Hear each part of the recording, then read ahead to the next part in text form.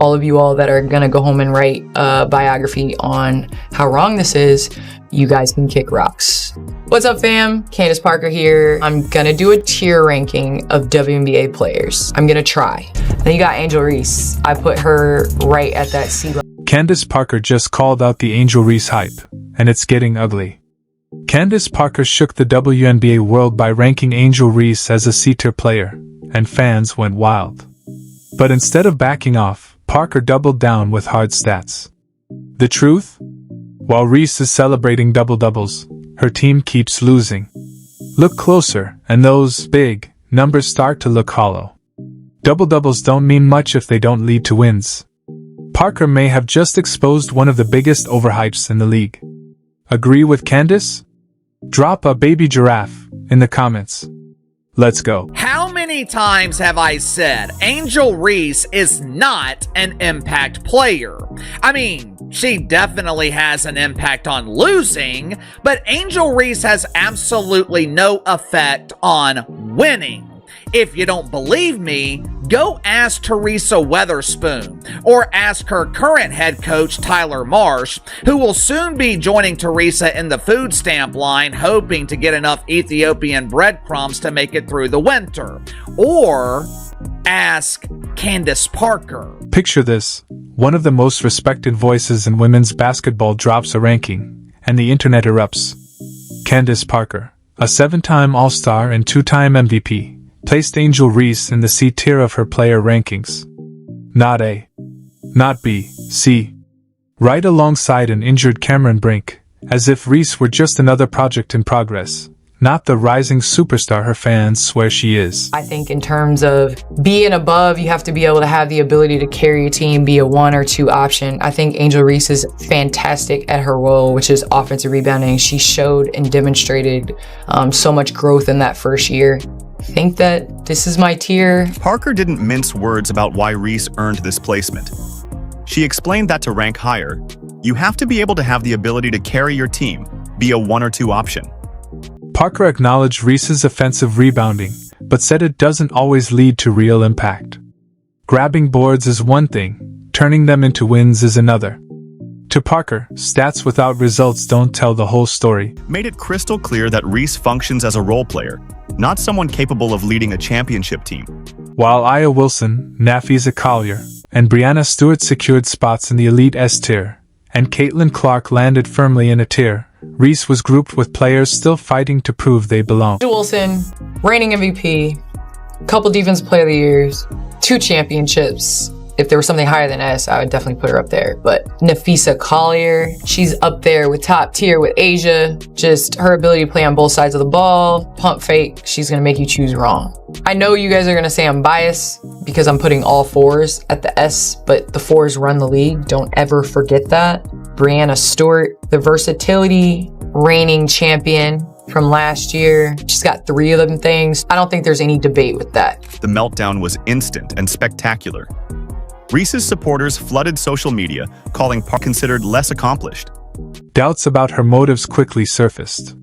Fans were stunned that their double-double queen was ranked beneath players they felt hadn't achieved nearly as much.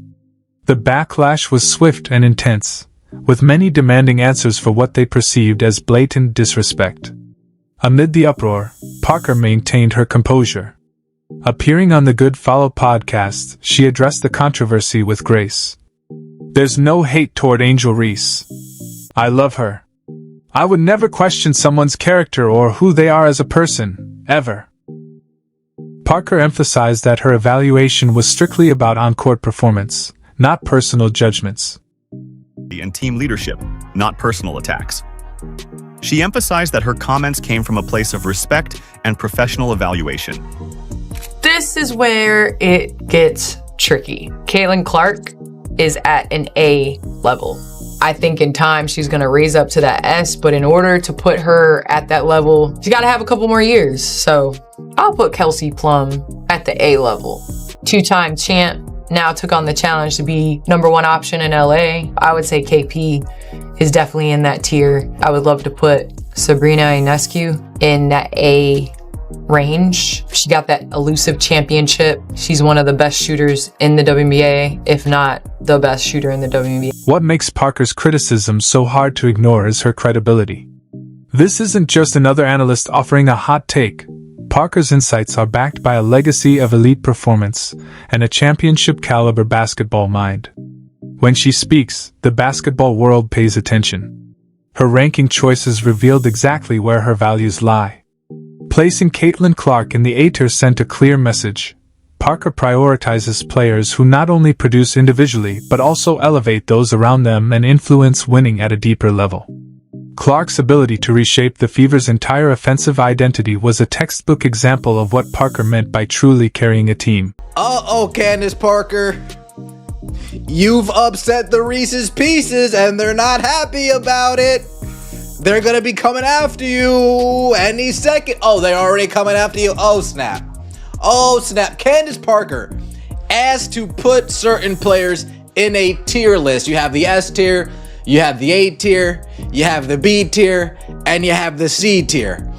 And where Candace Parker put Angel Reese on this list and her explanation about it, it has upset a large number of the Reese's Pieces delegation. One by one, basketball analysts began stepping forward to back Parker's candid evaluation. They saw what many casual fans had overlooked. There's a significant difference between putting up numbers and truly driving team success. The conversation shifted as a piercing question began to circulate. What does a WNBA legend see in Angel Reese's game that her most passionate supporters might be missing? Parker's ranking wasn't emotional or arbitrary. It was rooted in the foundational principles of the game, the kind that separates solid role players from true franchise cornerstones. Go Sky, y'all stink, bro. Y'all, look, there's trash and then there's trash. You know what I'm saying? But look, man, the Chicago Sky got destroyed by the stud butts. Everybody watches the stud butts. Shout out to Courtney Williams and Tisha Heiderman, man. Listen, stud butts stood on business today. Nafisa Collier stood on business today. They destroyed the Chicago. The game against the Minnesota Lynx was a turning point. Angel Reese committed 9 turnovers, an eye-popping number that couldn't be ignored. Suddenly, the whispers from basketball insiders throughout the season became impossible to dismiss. This wasn't just an off night.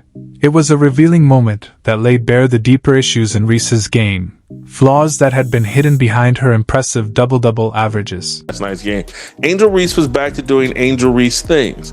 Blowing layups, getting her own rebounds. They've turned her into a point forward. She had 9 turnovers last night. I think her plus minus was minus 19. But all we keep hearing about, she now has 2 double-double streaks of more than 10 games or 10 games plus. She had one last year, now she has one this year. She's the first WNBA player to ever do this. Let's be real about what unfolded in that collapse. Early on, the Sky were holding their own, staying competitive and within reach of the Lynx. But then, Reese's decision-making unraveled. She began forcing risky passes, trying to make high-difficulty plays instead of taking the simple, smart options that were right in front of her.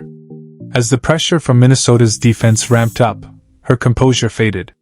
The turnovers kept mounting, exposing a troubling lack of game poise and basketball IQ under even modest defensive stress. Yo, Reese, part 53, let's get it! We love pray-ups. I heard she wanted to dye her hair, and the stylist said, "What color you want?" And she said, "Butter pecan!" Bang! She gets blocked by defenders who don't even bother jumping. Me bound. One more time. Bang! She almost had a triple-double. One more turnover, and she would have had it. Bang! 9 turnovers is crazy, so it's a no-look poop pass. Oh, no! Bang! What made it even worse was the nature of Reese's turnovers. These weren't the result of relentless defensive pressure or elite schemes. They were unforced errors, careless passes flying over teammates' heads, traveling calls from sloppy footwork, and ball handling mistakes that would frustrate even a high school coach. The Lynx didn't have to dig deep defensively. Reese was practically gift-wrapping possessions and handing them over. The brakes beaten off of her. She had 9 turnovers and was just an awful. If you watch the game, she was. The Sky were dropping winnable games, and the root of the problem was clear. Their supposed star couldn't take care of the basketball. It gets interesting. Opposing coaches started studying this game film like it was a blueprint. They realized they could target Reese specifically because she'd crack under defensive pressure and give away possessions. Teams began running specific sets designed to force the ball into Reese's hands in uncomfortable situations, knowing she'd likely turn it over. This wasn't some isolated incident either. The 9-turnover nightmare was just the most obvious example of a troubling pattern that plagued Reese's entire season. Game after game, she'd rack up impressive rebounding numbers while simultaneously destroying possessions with careless mistakes. This game became undeniable proof that Angel Reese's impressive statistics don't tell the real story of her impact on winning basketball.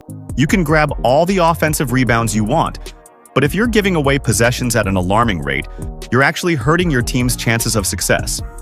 The numbers looked good in the box score.